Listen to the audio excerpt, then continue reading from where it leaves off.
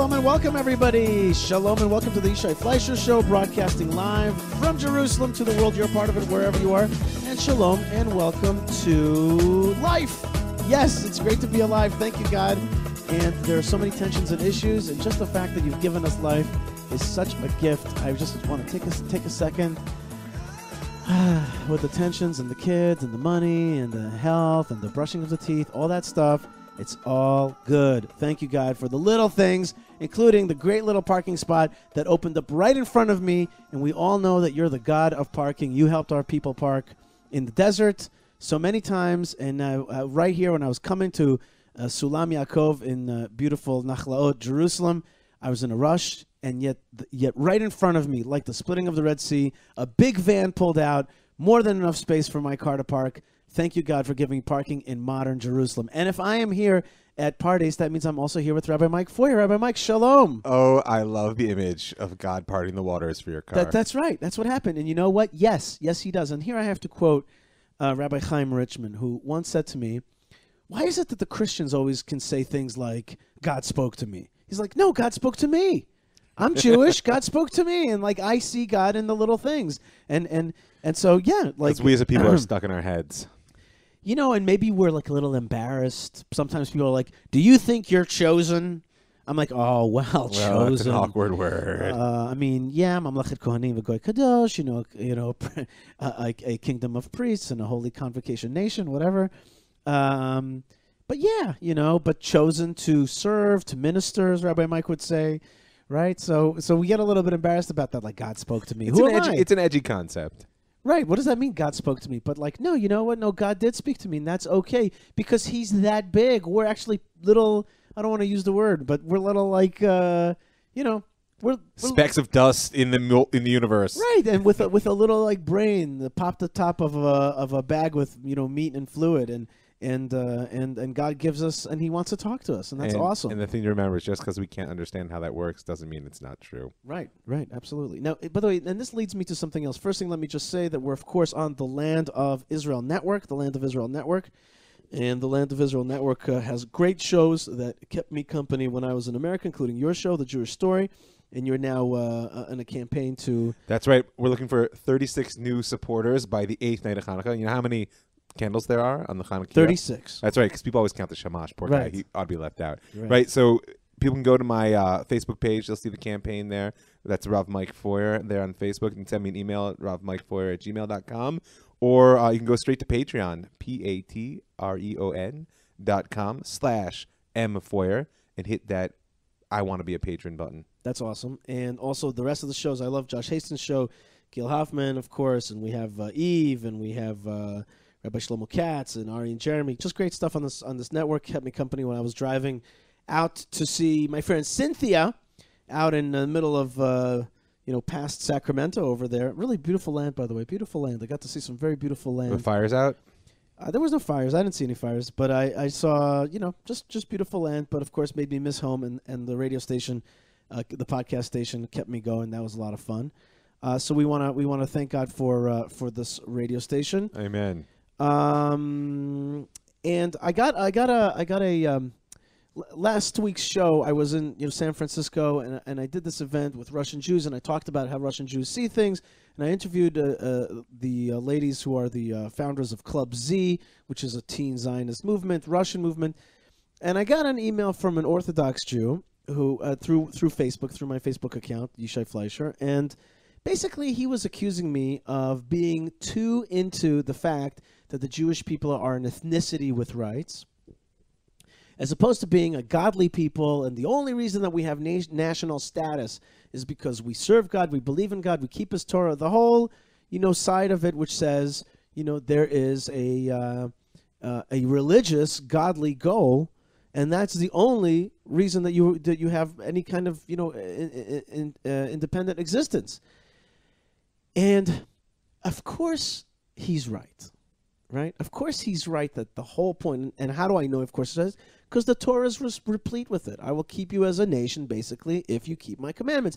Abraham is going to be blessed with a nation because he followed and will teach his children the commandments. And And I feel that I know that's true, but there's a part of me, and I can feel what that part of is. That part is like a part of my brain, which has a name. It's called Jabotinsky, and it's like sits in my head hard, and I hear his voice in my head, and he says, and that way of thinking says, Derech Eretz Kadma Torah. Yes, there is a Torah, but before there's a Torah, there's also practical, plain, pragmatic, basic, foundational things, and self-determination for the Jewish people as a people in their homeland is it's something that we have to all get around. We have to buy into, and on top of that, yes, of course, we're a holy nation. But the basics is bring my people home, defend them. We have rights to this land, historic rights and other rights, and then build the religious consciousness on top of that. One could say that's wrong. One could say the whole foundation is the godly thing, and therefore the national thing takes away, cheapens, somehow hides, dilutes. Distracts from. Yeah, right. Like puts it to the corner, and I can hear that argument. But what is it in my head that feels so strongly that we do have to identify ourselves as also an ethnicity and a people? And that will build our religious consciousness afterwards. Well, I'm going to see your Derech Eretz Kadma Torah. I'm going to raise you one. Because I think that one of the biggest challenges we face as people today is the mistake that we make in relating a one-to-one equation between religion and Torah. Mm-hmm. Right? Meaning the Judaism is an amazing, glorious adventure of the last 3,000 or more years. But it is a drop in the bucket compared to what the Torah has to offer us. Right? Now, I'm not saying that it can be dismissed or done away with, but my point is that it's kind of like, imagine that you had a seed. You had a seed that you'd planted in every kind of soil you could imagine. That's the Torah. You planted it in Bavel, you planted it in Germany, you planted it in Poland, in North Africa, etc. And you've gotten different types of oak trees out of this seed, but what you don't realize is that when you plant it in its native soil, it's not even an oak at all. There's something fantastic that will grow from that. And the problem is there's a lack of imagination, and I also wonder what's behind someone trying to call you out on the overemphasis of ethnicity when, as I know you, as I hope this person knows you, because they shouldn't have opened their mouth, you're a deeply religious and committed person. No, and that's what he was saying, though. He's like, you're a deeply committed religious person, so why are you not challenging this identification as an ethnic... Because, as you rightly said, all of Am Yisrael inherited the Torah. And the biggest challenge we face today is that there's only a small portion of Am Yisrael that sees it as its birthright. The birthright program that has done amazing things to bring Jews here to the land of Israel. I'm at Pardes. My mission is I have a birthright program into the Torah. Right. And in order to get people into the Torah, you cannot force them into a box of what you think it says. Even if you think you're right, even if you have thousands of years of interpretive tradition to prove that you're right, you'll never get them in. And if you don't get them in, then we will fail as a people.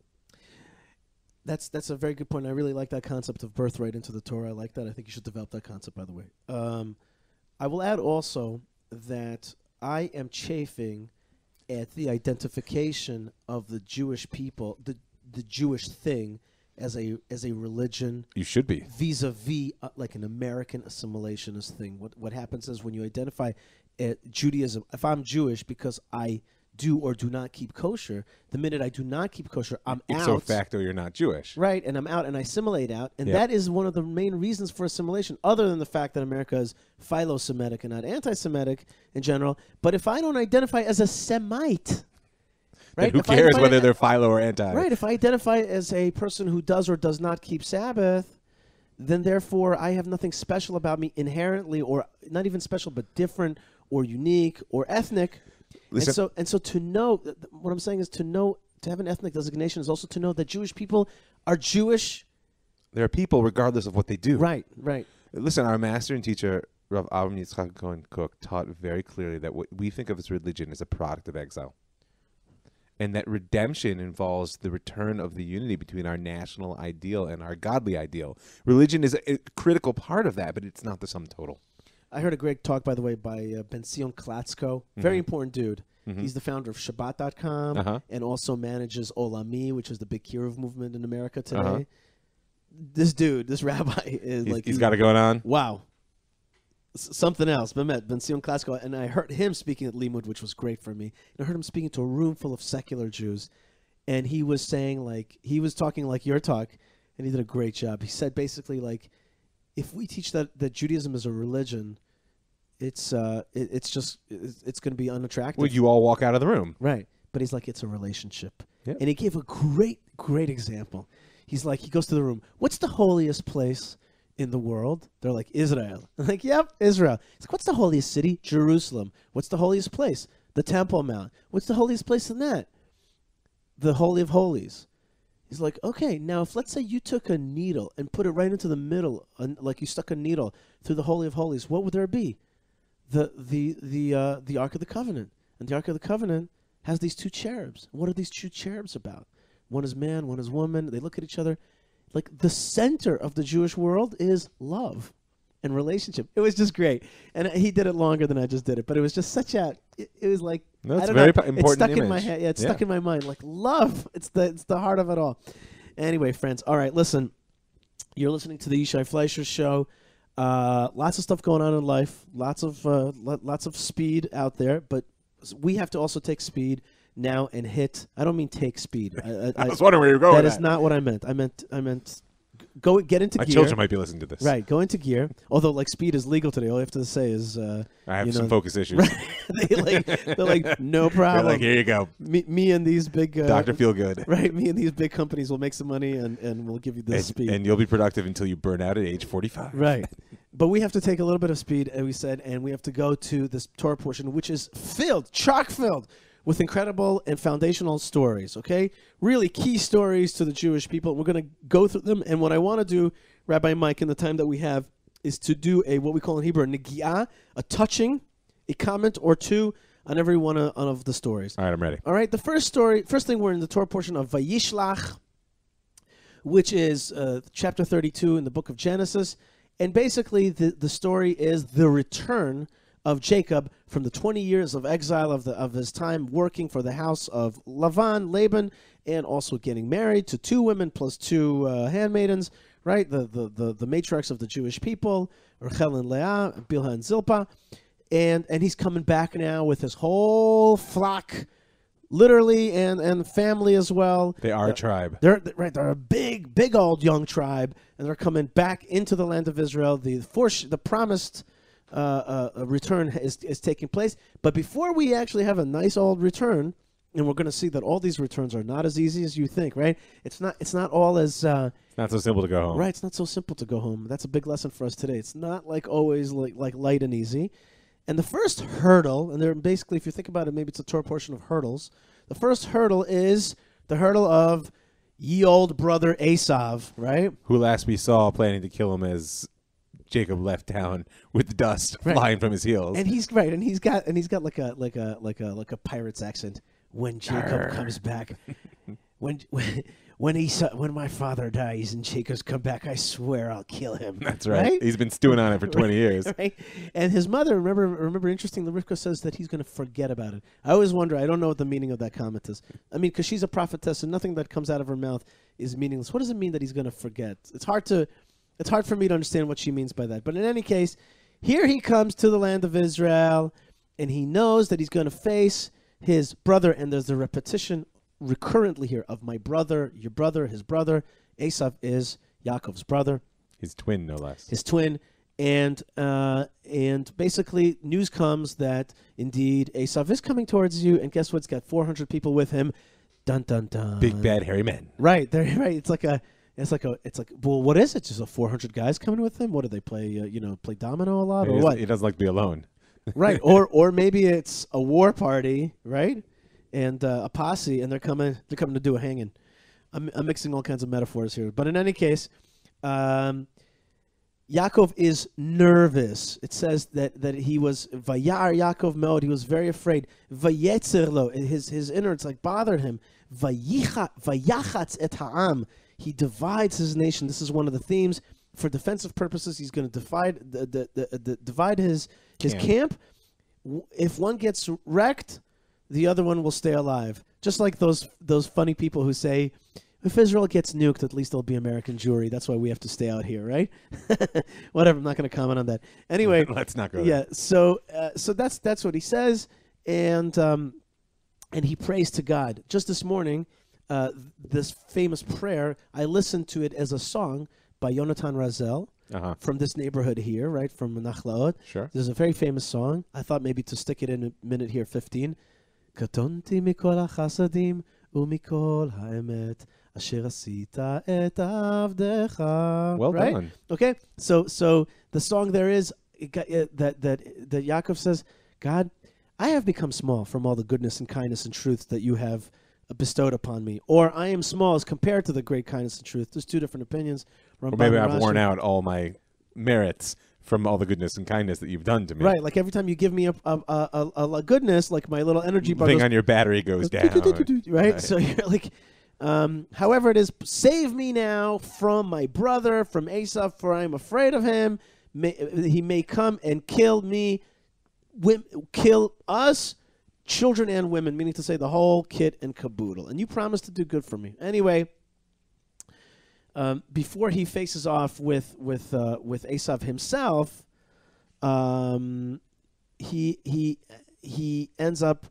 Well, first he prepares the gifts. He sends these gifts, and the gifts here. This is classic Yaakov, right? Don't send all the gifts at one time. Make him look bigger, right? Use a little bit of deception by. It's not deception. Use marketing, right? Yes. By another free gift and another free gift, and he sends these gifts towards Esau. But in the meantime, and he wants to kind of like appease him, right? He might be still a little bit residually angry about that whole thing. The whole 400 men thing, yeah. Right, so... There's reason to suspect this is not going to go well. Right. That night, we know that Yaakov is very nervous. He's afraid. He goes to sleep at night. Somehow he ends up by himself. And then somebody comes and struggles with him. And that's, I think, where we need to make the little nigiyah, the touch on this, is that who is it that Yaakov is struggling with through the night? Right. So the famous explanation is that it's the minister of Esau. It's the angel of Esau. Right. In the minds of our sages, nations are not just sort of random sociological formations. They are existential entities, and each one has its guardian angel. So this was Saro Shel Esau, and which they also see, by the way, as the Malach HaMavet and as the Yetzer Hara. He's also the angel of death. He's also the evil inclination, because the rabbis love to just pile it on, especially when it comes to Esau. But in Pshat, in the simple reading, who's he struggling with? Well, read the line. Right, the line is that it says, "Vayivater Yaakov levado." Jacob is alone. He was left alone, right? Ish imo. But at the same time, a person struggled with him ad alot hashachar until the morning, until the dawn. So if he's left alone and he struggles with a man until morning, who's he struggling with? He's struggling with himself. Clearly. Himself, right. Now, it's so important here because remember, Esau and Yaakov aren't just brothers, they're twins. Right? And these are the two paths by which we can go. And Yaakov is not certain who he is. You know, this is the night when he's finally got to go back and face the mess that he left behind him. Let's face it. He left a mess behind him. And even though he's now got 4 wives and 10 kids, or 11 kids at 12, actually, counting his daughter, right? And he is a clan and God has spoken to him. Somewhere inside himself, he's just still not sure who he is. Because he's still Yaakov. He goes around, right? He takes the crooked path when instead of going straight forward. In the end of this battle, he receives a new identity. Right. So he's gonna struggle with this angel or himself, part of himself. Both are true, by the way. They're not mutually exclusive. You could totally understand it as both struggles. And we think about it. We oftentimes, like here in Israel, are we struggling against our enemies? Or are we struggling with ourselves? Well, that to me is very clear. I believe our enemies are symptomatic. In fact, it's a great example we are bringing to is that to the degree that we don't know who we are, the external manifestation of the world is filled with enemies and confusion and people who are attempting to steal our narrative and our birthright. If we were able to struggle within ourselves and come up with a clear identity and a message, I believe it doesn't mean that enemies would necessarily disappear, but certainly we could overcome them with ease. Right, but at the same time, you don't want to give a pass to the enemies. They're being bad guys. I'm just saying you have both. That's all I'm saying. I'm saying that at the same moment... They still need to be defeated. Right. At the same moment, it's the struggle with yourself and struggle with an external thing. Yeah, absolutely. And that makes sense of what we're dealing with here. Anyway, but at the end, Jacob, he first thing, he gets hurt in this battle. That's right. He doesn't walk away clean. Right. He's going to get his hip joint is going to get, hip socket is going to get dislocated.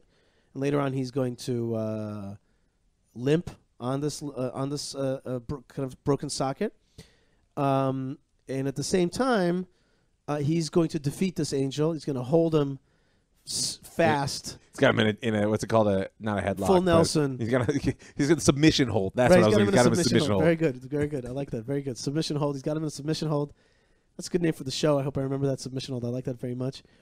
But he says, and this angel or whoever has got to flee. Either it's time to wake up and no longer can you face yourself, or it's time to sing praises to the Lord. Right. So what happens is he's like, all right, let me go. I won't let you go until you bless me. And he says, okay, well, guess what? A little prelude, a little what's it called, preview. Foreshadowing. Your name is not going to be Jacob anymore. It's going to be Israel. It's going to be Israel. You're going to get the new name. So through the struggle, he's told that he's going to get the new name. It's important for me that people know that actually he gets he gets the full confirmation of that name later on in Beit El. That's one of the things I used to tell people in Beit El. I'm like, in Beit El, I lived in Beit El. So I used to say people. I stayed with you there once. Oh yeah. Oh my gosh, I don't remember. You have to remember. A long time ago. So Beit El, I used to tell people, like, this is the place where Israel got the name Israel. Like, that's how important this place is. And in Marat HaMachpelah, I'm like, this is where Israel's buried, okay? Okay. And the two don't contradict. No, they don't. They certainly don't. I bet there are a bunch of leftists out there saying this is where Israel was buried too. Ooh, where? In Hebron. Yeah, they want to bury us here. That's right. That's absolutely right. So Yaakov gets this foreshadowing, and then he goes on, and then basically we're still in the first story. The first story that we got to deal with in this Torah portion is the facing of Esau, this brother, right? And then now that he's had this struggling match with this minister angel, or with himself, maybe he's defined better who he is, or maybe he's already beaten the angel of Esau. He is now ready to face Esau, and these gifts are being passed in front of the camp of Yaakov. Also, he divides the women folk. He puts the maidservants first, then Leah and her children last, and then Rachel and her children last. Yeah, it's achron chaviv, as they say, the last for the best. It's an awkward. Listen, this is one of the deep challenges that I have in Yaakov's character. He shamelessly favors the people that he loves, right, and it causes endless problems in his family. And it's one of the things that I just take in stride, saying, okay, the Torah is telling us about a real person who had a real life, and you need to learn from the fact that much of the pain he experienced within his family unit was because he loved unreservedly, but that he was not wise in how he distributed that love. So Rabbi Yitzchak et Shalom takes your point, and he thinks that in Devarim, when it says the laws of not marrying two sisters, that it's a subtle critique of the way Yaakov handled the situation. I'm not going to get into it now, but I just want to say that Rabbi Shalom really there's a lot to say about that. I forgot to say one thing, is that there is also the exposition of why Israel is called Israel. The name Israel, first thing is simply it's Yashar El, which is straight onto God. Right, as opposed to Yaakov, who goes around in a crooked path. Right, like Akiv, Lakov Achar. Right. It means in any case it means kind of a more crooked path, the indirect path. And now you have this other side of you. And to me, I always like to when I speak to high schools, I like to say that's our Superman name.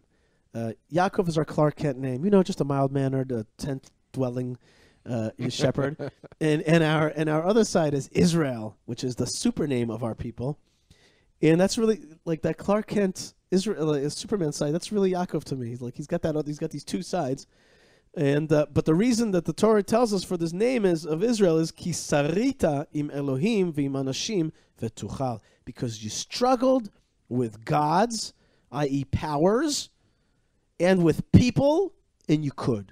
You have a struggle. Yehuda Cohen, a good friend, had a show on Arutz Sheva back then. It was called The Struggle. That was his show name. There's a struggle, and that's what this is. You struggled with me, says the angel. Your name is a person who struggles and wins at the end. I mean, it's a fundamental difference that we're clashing with Islam about. I mean, it's not for nothing that Islam means submission, right? And that our name means to struggle. That our relationship with God is one which we don't take for granted anything. And that causes much challenge. At the same time, at the end of the day, it's our mission in the world, because it's what will bring newness and ultimately redemption. That if God had truly wanted submission from humanity, he would have made us robots. Right. That's right. But we also have to struggle with them today. We're in a struggle with nations. We're in a struggle with with Esau and Ishmael, and we're struggling with ourselves. Any case, here he comes. Here comes the big meeting. Here it is. They're going to face each other, and guess what? They're seeing each other from a distance, and then Esau runs towards him. I like this. It's a pregnant word. He runs towards him. Is he running with a dagger? Or is he running to what?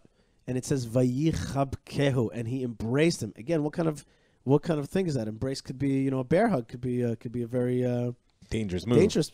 Vayipol al tzavarav, and he falls upon his neck, meaning to say this is a kind of kind of embrace. Vayishakkehu, and he kissed him. And there's these special dots atop of the Torah. You're not going to find this in the King James, and you're not going to find this in the Gideon's Bible, okay? Over the word, and he kissed him, has these specific 6 dots that are part of our tradition. And then it says, Vayifku, they both cried. But Vayishakeu, the rabbis say that he tried to bite him. He tried to bite him, that Esau tried to dig like a deep, bad bite into the neck of Yaakov. You're making a face. I am, because it's interesting. That is true. That is one thing it says. But right. but this is where Rabbi Shimon Bar Yochai, the master of the Zohar, learns halacha psuka Esau sonet Yaakov. That this is where he learns it is an existential fact that Esau hates Yaakov. But in this moment, that he kissed him with his whole heart. Mm-hmm. Mm-hmm. Right, so it's a fascinating vision. It's a very important one for us today to remember, is that there is such a thing as an existential battle which can be resolved through a true meeting with other. I feel very much in my own life I've come to this stance with Christianity, which was very hard for me for reasons that we don't need to go into right now. And I feel like that there is a whole aspect of Esau, of the Christian world today, that is actually ready to embrace Am Yisrael in reality. And to transform what has been up till now an existential struggle into one of love and partnership in the world. It's an amazing thing. There's definitely I would be a tad more reserved, and I would say, in my opinion, that there is a budding of that. Okay. There's a budding of that. I think we should be more cautious. In fact, I was just with my mom, God bless her, and she was telling me, my mom's a Russian speaker, and she says in the Russian media right now, the Putin's assistance to the Eastern Orthodox Church to rise has led to an incredible flood of Russian anti-Semitism. I'm not thinking about Europe. I was thinking about America. Right. That's fair enough. Exactly. That's what I mean. I mean, like, American Christianity is really, I would say, a small. Unique. Yeah, and it's unique. Right. Any case, but here's my favorite. You want to hear my favorite? Please. This is one of my favorite things in general. It says, Vayishakehu, and he kissed him, but the rabbis say, and he bit him. That's not fair. That's not fair. You can't change things like that. Right, you know who says that? It says the Sfat Emet, the Sfas Emes. He says, rabbis, God bless you with all respect, you cannot change a kiss to a bite. That's not fair. That's not what it says in the Torah. It says you kissed him, and you said you bit him. It can't be. So he says, no. What's meant by that is Esau's kiss is his greatest bite. Ooh. When he's your best friend, when he wants to hug you and love you, and he's philo-Semitic, that is a dangerous moment. Oh, that is a dangerous moment, says the Sfat Emet. And if you read it that way, then you see the rest of this chapter is Esau is like, let's hang out. Yeah. He says, no thanks. He says, let's I'll walk go with together. you. Well, I gotta walk slower than you. I'll leave some men behind. No thanks. Not necessary. Thanks. We'll catch up later, okay, buddy? I'll see you soon. Great to see you. Okay. Bye. Bye. Be 3,000 years. Right, and that is that. And if you think about America on the one hand is a great country which has really embraced us. Absolutely. And really, when I'm in America, I am honestly thankful. Really, I am thankful. Oftentimes, in a real way, not in just words. I am saying, thank you, America. But on the other hand, philo-Semitism has done a lot of damage to us in terms, first thing, of intermarriage, in terms of loss of identity. And then it hides also, with all that philo-Semitism, I ask America sometimes, so why is it that you house the United Nations, which is the worst anti-Semitic global organization, and you fund and house this organization in your...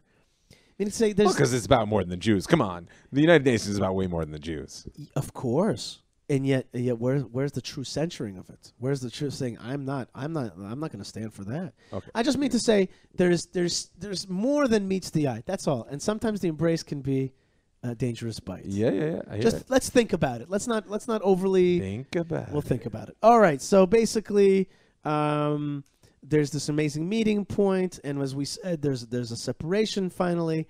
And he comes out of this moment, which he was so nervous about, in flying colors. And in fact, the next phrase is, after this segment, is that Yaakov came where? To Shechem, where his father first came, where Joshua's going to first come. He's going to come first to Shechem. Shalem. V'yavo Yaakov Shalem. He comes whole with his what he owns, a hole in his body. In fact, Rashi says that he was even able to heal from his limp. And everything seems honky-dory. That's exactly what I was going to say. Right? It's like, okay. Whew, I was worried about that. I've been worried about it for 20 years. I mean, it's got to be, by the way, an incredible sense of euphoria that filled him. He'd been worried about this moment for 20 years. Right. And it could have been everything. Could have been it. I got through Laban. I got through Lavan. I'm home. I'm home. I'm heading to see my papa. I got my wives. I got my kids. I dealt with this big, bad Esau. Yep. And like, dude, let's chill. Yeah.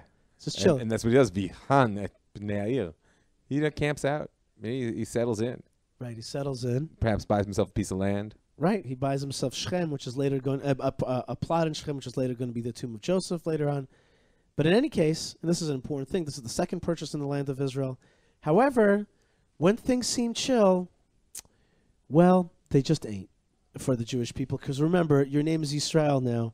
You're not. Nobody called you Mr. Chiller. Yeah, there is no rest. Right, not in this world. No rest. Not in this world. Not in the next either. Right, probably not in the next either. So, the next big story in this Torah portion is the story of Dina.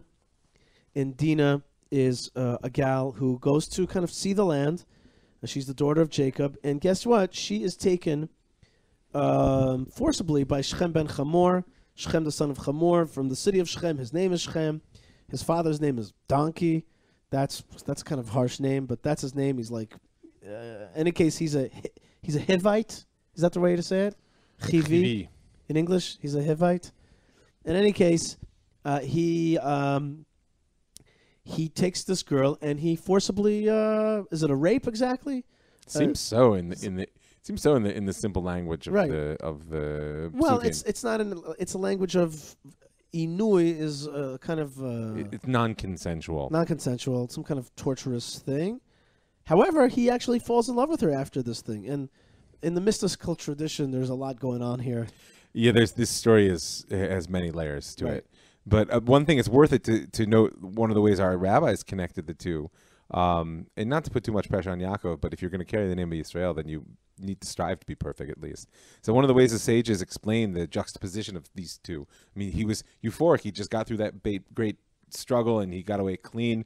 But they say in the Midrash that he hid Dina in a box in order that Esau not see her, because he was afraid that if Esau saw her, he would say, oh, you have a daughter, let me marry her, our families will be one again, and he didn't want to. And the rabbis say he was punished with this whole episode because he held back his daughter from Esau, and she could have returned him to the good. Which is a very important thing to remember, that the relationship between Yaakov and Esau, ultimately between Am Yisrael and the world as a whole, is we're trying to bring the world toward the good. And that involves some serious sacrifices. And if we're not willing to make those sacrifices, as the Parsha shows us, we're going to make them one way or another. Wow. There's a lot to be said about that. That's a very interesting thought. And, how much are we supposed to sacrifice in order to bring back to the good? How much are we supposed to be defensive, not altruistic? It's a great, and there's a tension then between. In my mind, that's the tension of this whole parsha. Right, there's a tension between conservative and liberal also here a little bit. We saw it. Look at their meeting place. I'll just tell you, you should go look later at the Or Chaim HaKodesh on that pasuk that you quoted. The Yar Yaakov V'yitzalo. He was afraid and it troubled him. Or Rashi, he was afraid that he would get killed, and he was afraid lest he kill someone else. And everyone asks, like, what do you mean afraid lest he kill someone else? It's self-defense. So you go look. I don't want to get into it now, what the Or Chaim HaKodesh says. Very good, very good. Okay. There's, of course, friends, I have to remind you that we're dealing with big issues. A lot has been written on them, but we're kind of, we're like a rock skipping on a lake here trying to touch the points of the Torah portion. In any case, what happens is that so Dina gets raped, and she's being held hostage. Not hostage. She's being held at the house of. Well, it's unclear whether she was hostage. It's really unclear who she is in this story. Right. It's hard to know. She may be sympathetic. She may be whatever it is. But the brothers of Dina, i.e., the tribes of Israel, hear about this, especially Levi and Shimon, and they hear about this, and basically they concoct a plot. And here's the plot. They say to these folks from Shechem, who, by the way, when you read the language closely of what they say, you could hear that they're not the kindest people. They're just like, we will absorb these people into us. We'll get their wealth, and we'll marry them off and dilute them amongst us. Right, and it's always like me, me, me. There's a narcissistic kind of element there, if you pick up on the language. But in any case, the brothers they meet ikel tit akal, right? With a tricky person, be tricky, as says I think Mishlei. Proverbs, and what they do is that they say, sure, you can have our sister, no problem. However, you have to circumcise yourself because it's impossible for us to be close to people who are not circumcised. It's gross to us. It's just It's unacceptable. It's a disgrace. So it's a disgrace. They say the Shechemites, led by this young son Shechem ben Hamor and his father Hamor, speak to the people. They convince them, oh man, could you imagine? I thought it would be a tougher sell than that. Yeah, you think so, right? But maybe they were like, listen, it's healthier, less communicable diseases, let's circumcise ourselves, and we'll get all their money. And it's just and by the way, here's the play also is the word shalem, which is, and later they say these people are shalem with us, they are whole with us.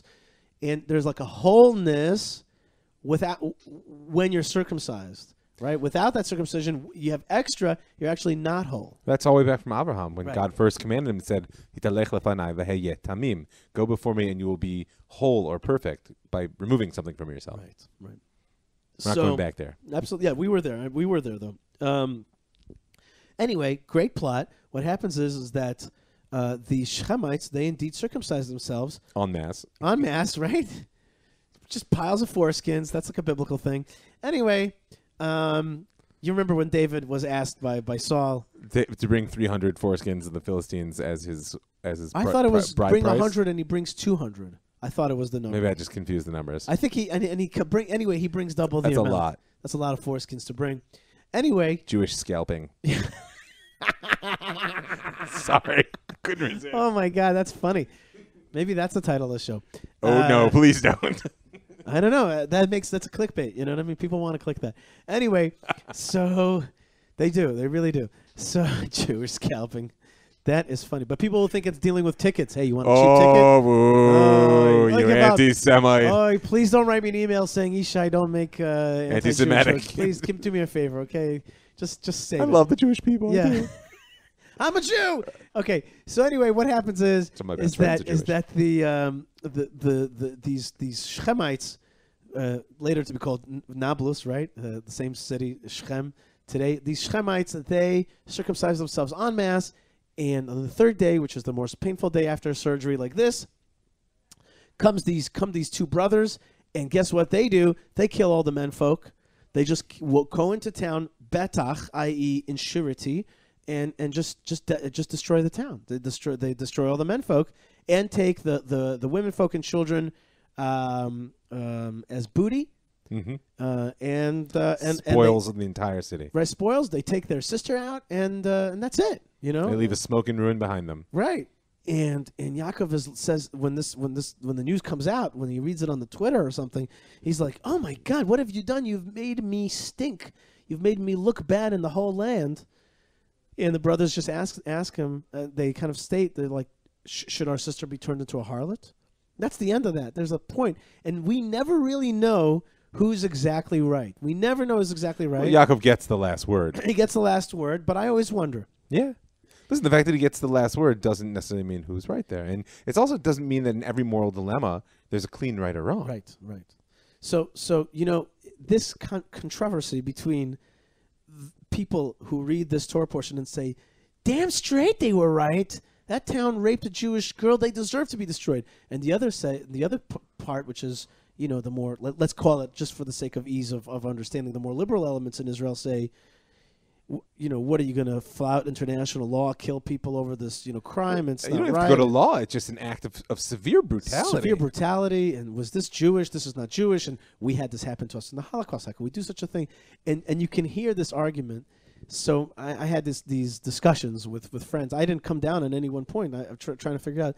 But a friend of mine, whose name is Natan Kotlarov, Russian guy, very smart guy, once told me something that I remember to this day about this Torah portion. You know what he said to me? He said, you know what Yaakov's problem was? You know why he was so upset with them? Not only because they were severely brutal, but because they used a foil about getting closer to God. They said, come closer to God. Be more perfect. Be like us. Do the Brit Milah.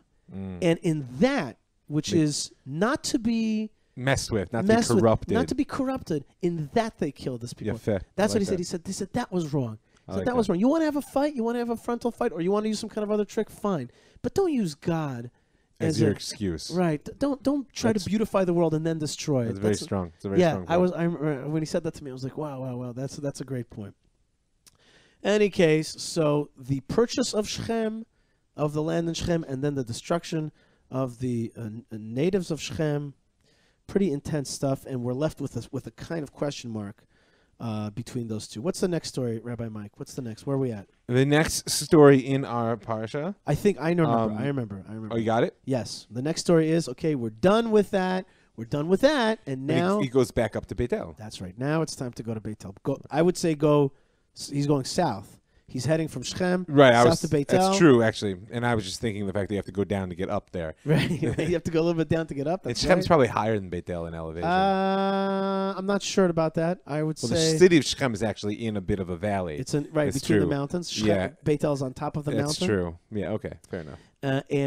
But you have to go south. He's heading south. Where's he heading, by the way? He's heading to see his dad in Hebron. Yeah. That's where he's heading at the end of the parsha. He's going to get there. Any case, he's going to get to Beitel. And guess what in Beitel is?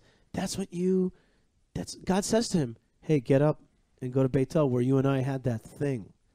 We had that relationship thing. Yeah. Let's meet there. That's our special place, Yaakov. It's closing the loop with the promises that Yaakov was able to affirm that God kept him and watched over him and gave him wealth and sustenance while he was gone. This, in many ways, is the end of the exile that Yaakov experienced going to Laban. Right.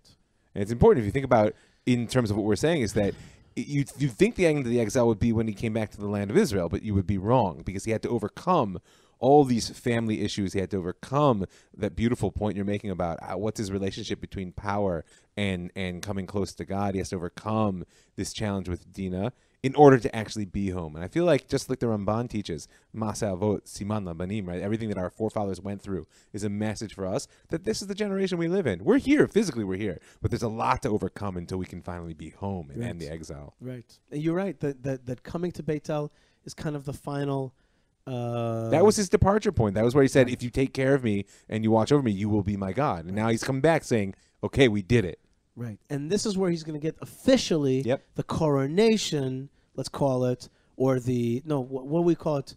You coronate a king, but when you want to give ranks, or it's a ceremony of giving a new rank in the army, they have that, or a promotion, or I don't know what the right word is. I don't know what word you're searching for. Like when you place a new CEO or a new governor or something like that. The anointing, the appointment. The appointment.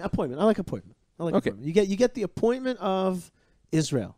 Yeah. That's who you are going to be, because that goes with the word minister. Yeah. You're appointed as a minister, sure. Right. And he gets his name Israel there in Beitel. He has another vision there.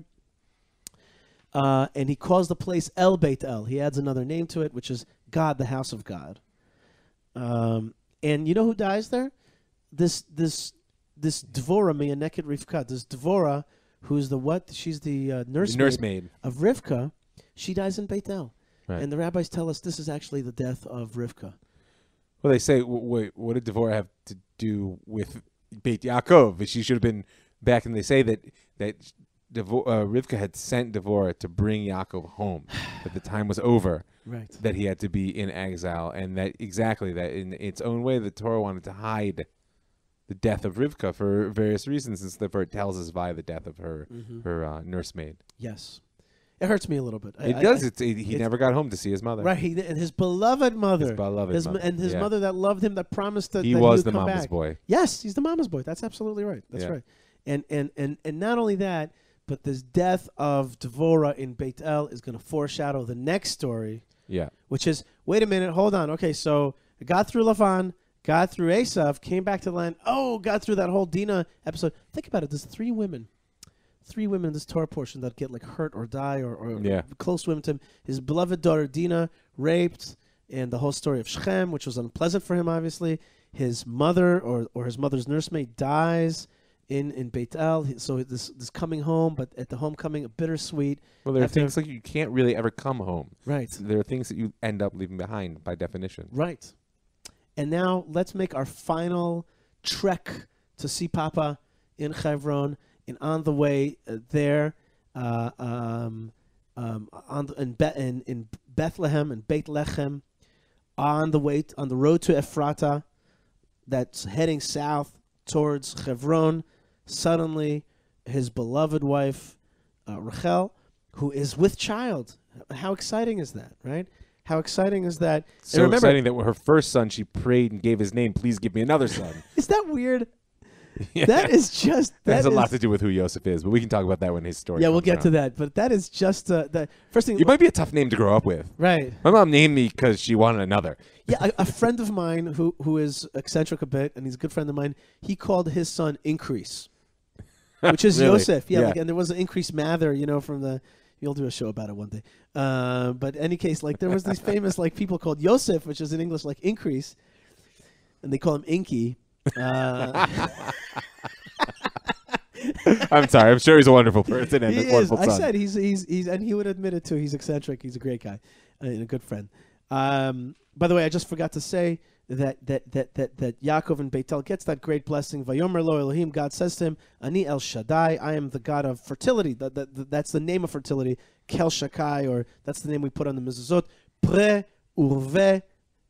Be fruitful, multiply. Goy v'kahal goyim yeh mimecha. A nation and a convocation of nations. I don't even know what that means, but I translate it that way because that's what it says in the book. I was impressed. Sonsino, right? You talked about Sonsino on one of your shows. Yeah, sure. The power of printing. Right.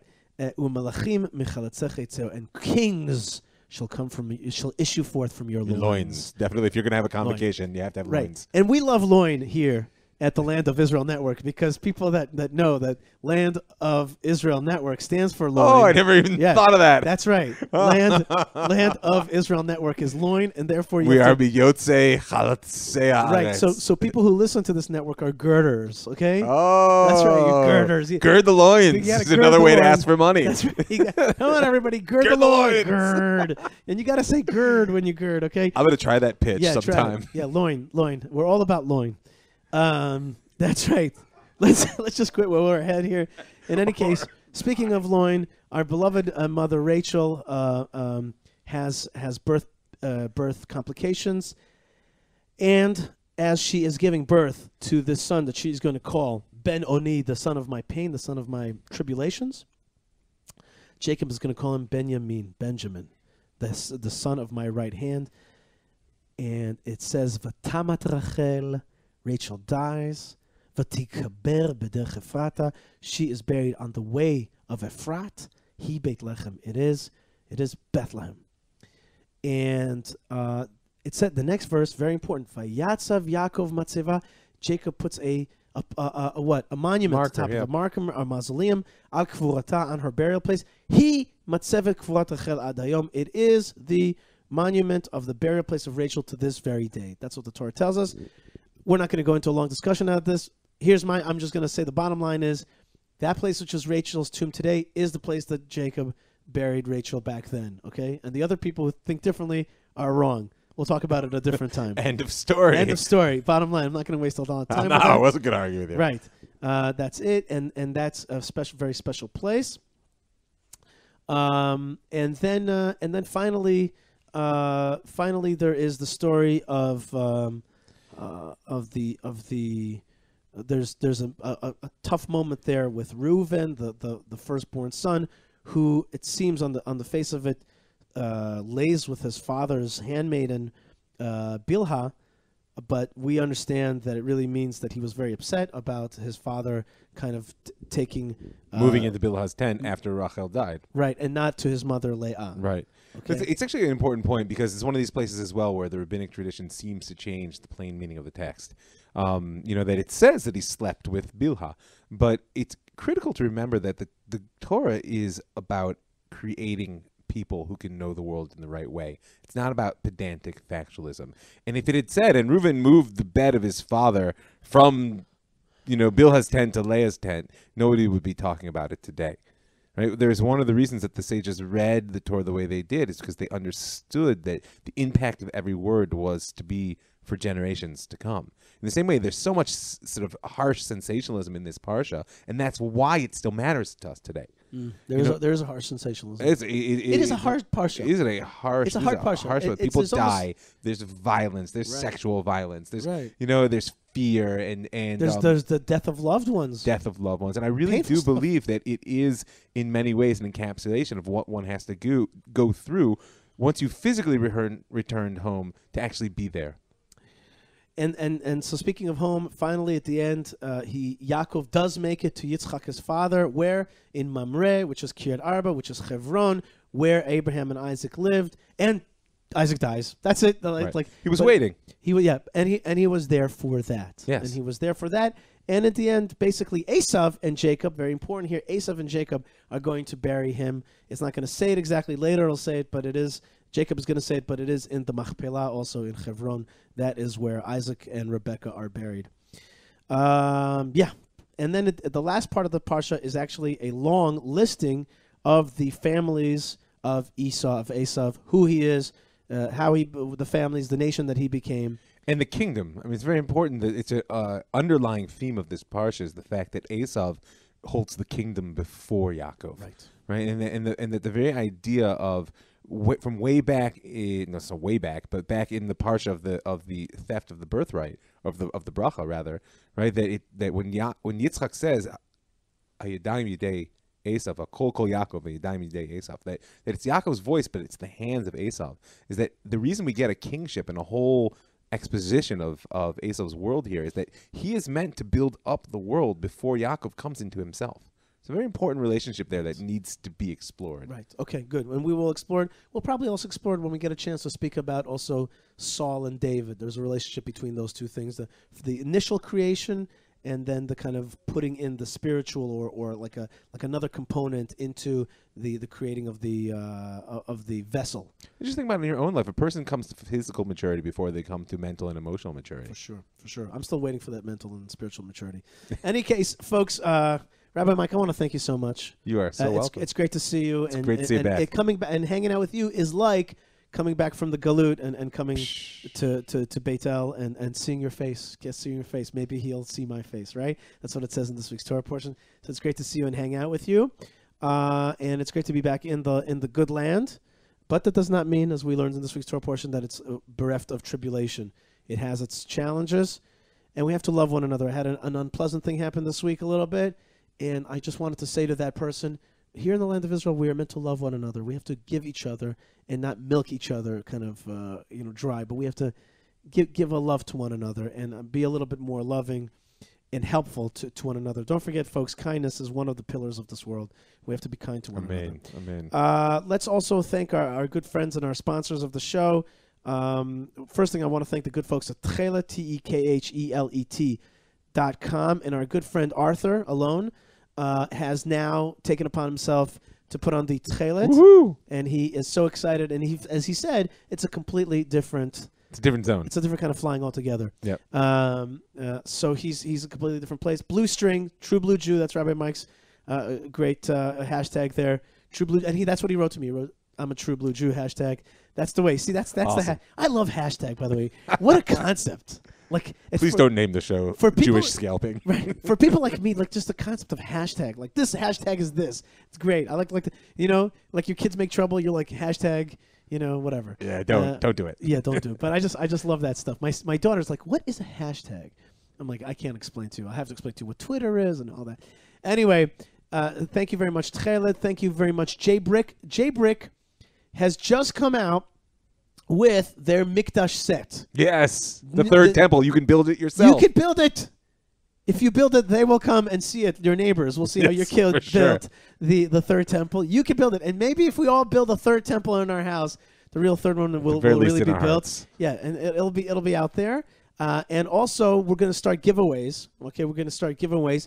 If you want me to send you a Lego set, you have to write the following the subject line: me, and then in the email, I want a complimentary Lego set from J-Brick. Okay? Really? Yes, a small one. How many people? 3. First 3 people. First 3 people. First 3 people. That's right. First 3 people. Good. Give me 5. Nice. Okay. Otherwise, you were about to shell out, my friend. Right. No. First 3 people are going to get a complimentary something from J-Brick. I'm sending you an email right now. Jewish Lego. You're not in the running. Oh. People who work for Loin. The loin. That's right. The girders. Only the girders, not the loins, can actually get it. In any case, that's that. J-Brick. Tchelet, what else we got? We got Hebron Fund. We have a big matching campaign this week, this Sunday night in America. A charity campaign, charity with a D campaign. Please join us, and every dollar of yours is going to equal $4. Who's Hebron, the us? That's Hebron Fund, Hebron Fund, the Jewish community of Hebron, which is sponsored by the American Friends of, which is the Hebron Fund. Please join us for an amazing charity campaign. It'll help us so very much. Of course, Loin, listen to the Land of Israel Network. And there are other supporters. Oh, my friends at Janglo, of course. My good friends at Janglo, which create a knowledge for us about how to make it in this land. They bring sweetness to the land and help you buy those American products that you need so much to make it, like Captain Crunch. Any case, that's what happens at our good friends at Janglo. Rabbi Mike, I want to thank you so much. I want to thank Sulam Yaakov, and I want to thank you out there. Please write me an email, Yishai@thelandofisrael.com, Yishai@thelandofisrael.com. Visit my Facebook page, my Twitter, where I fight with bad guys all the time. And all the other networks. Connect to us. Rabbi Mike, you are facebook.com/Rav Mike, and you have right now a program to get 36 new supporters for your show, The Jewish Story, here at the network. That's right. Please listen to the beginning of the show, patreon.com, Feuer. M-Feuer, right, M-Feuer. I'm trying to remember things. I'm Who's trying to look R? at my... No, Rabbi. Oh. Who's R? Anyway, and of course, folks, we learned in this week's Torah portion that we purchased the land of Israel in Shechem, and we remember the purchase of the Ma'at Machpelah. We remember the burial of the tomb of Rachel. These places are anchors in the land of Israel. Real Come places, visit. real people. That's right. Real places, real people. Real stories of real things. Connect to them on a real level. Make them part of your life. Build a Beit HaMikdash in your house. Put a picture of the tomb of Rachel. But of course, come here. Start planning your trip for Pesach and for the summer. Start making that happen. Take that money and say, what is money for if not to come to the land of Israel? I want to bless you here from the land of Israel and from the land of Israel Network. Rabbi Mike, thanks again. Always a pleasure. Shabbat shalom. Shabbat shalom, everybody. God bless you. Stay strong, stay tuned, stay connected, and shalom.